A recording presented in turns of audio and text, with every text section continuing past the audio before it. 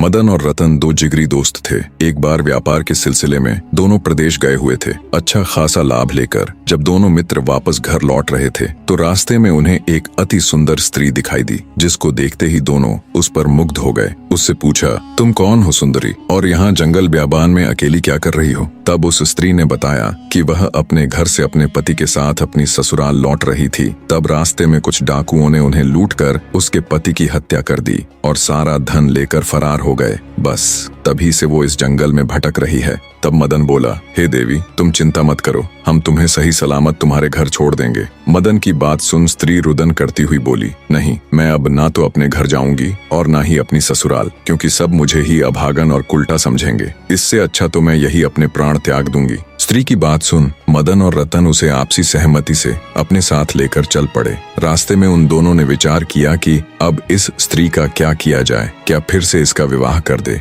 या फिर हम दोनों में से ही कोई एक इसके साथ विवाह कर ले। उन दोनों में से विवाह वाली बात दोनों मित्रों को ठीक लगी। जब उन्होंने उस स्त्री से इस बारे में पूछा तो वो स्त्री बोली, मुझे तो तुम दोनों ही अच्छे लगते हो। ये सुन दोनों मित्र और अधिक उलझन में पड़ गए। अंततः दोनों ने फैसला किया कि पर्ची डाली जाए, जिसका नाम आएगा वो ही इस युवती के साथ विवाह करेगा। पर्ची डाली गई तो सुंदर स्त्री मदन के हिस्से में आई। मदन ने उससे विवाह कर लिया और दोनों